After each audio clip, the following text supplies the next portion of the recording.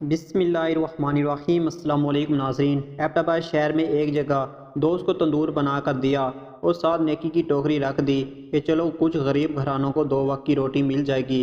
کاریگر کو تاکید کی گئی کہ تعاون کی صورت میں کوئی روٹی کی رقم دے یا روٹیاں جمع کروا دے تو ٹھیک، ورنہ مستحق کو ہمارے حساب میں سے روزانہ کے مطابق روٹیاں فراہم کر دینا۔ دن کو کبھی کبھار دیکھ بھال کرنے جانا ہوتا تھا۔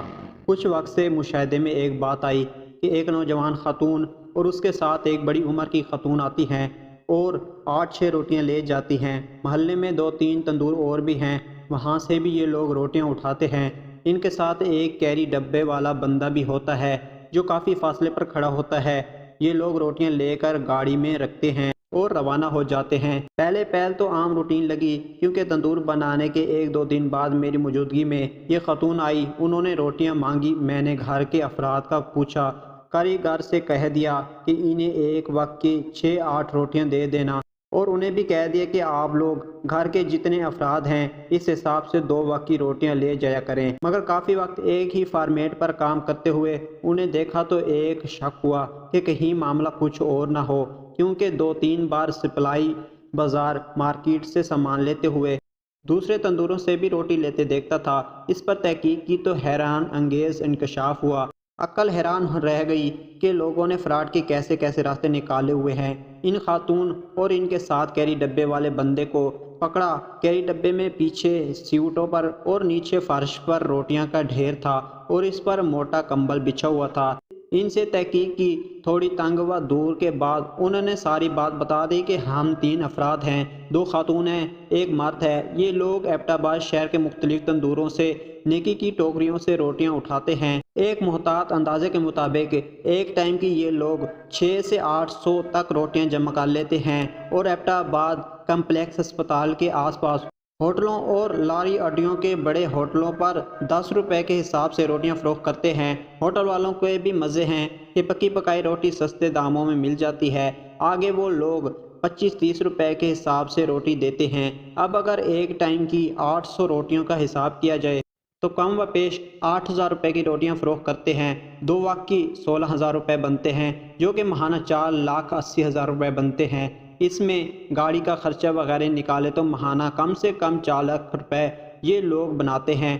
انہیں مزید قریدا تو ساتھ یہ بھی پتہ چلا کہ پورے پاکستان میں دوسرے لوگ بھی کر رہے ہیں۔ مہنگائی اور غربت کی وجہ سے یہ سب کرنے پڑ رہے ہیں۔ مزید یہ کہ بہت بار لوگ روٹیوں کے ساتھ رقم بھی دے دیتے ہیں۔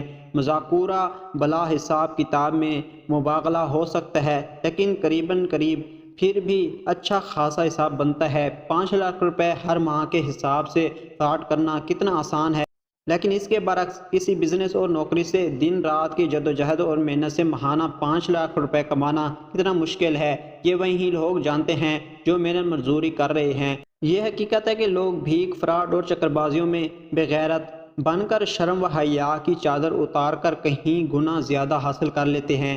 ایک عام بھکاری بھی دن کا 5 سے 6 ہزار کما لیتا ہے، اور اگر بھکاری خاتون ہو اس انکم کا ڈبل، اور اگر نوجوان لڑکی ہو تو اس انکم کا 3 گنا ہو جاتا ہے۔ بھکاری، اور خاص کر خواتین بھکاری، تو ایک عام مزدور اور بزنس مین سے کئی گنا زیادہ بنا لیتے ہیں۔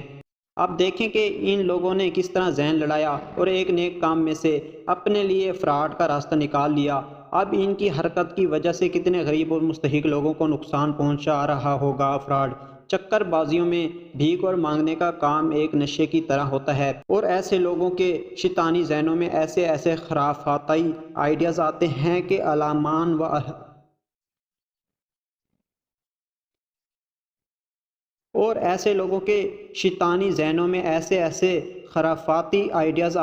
کہ الامان الحافظ۔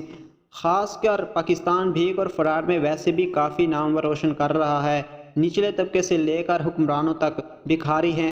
اپنی صلاحیتیں اور قابلیت کسی جائز کام میں لگانے کے بجائے بھیک اور فراڈ میں صرف کر دیتے ہیں، کیونکہ یہ ایک تلخ حقیقت بھی ہے کہ محنت مشقت سے بھیک مانگنا اور فراڈ کرنا بہت آسان ہے۔ بس اس کے لیے اپنی غیرت، شرم و حیا کو اتار پھینک دو، بے شرم ہو جاؤ، مزے ہی مزے ہیں۔ پنجابی کی ایک مثال ہے، عقل ہووے تے سوچاں ہی سوچاں نہیں، نہ ہووے تے موجاں ہی موجاں۔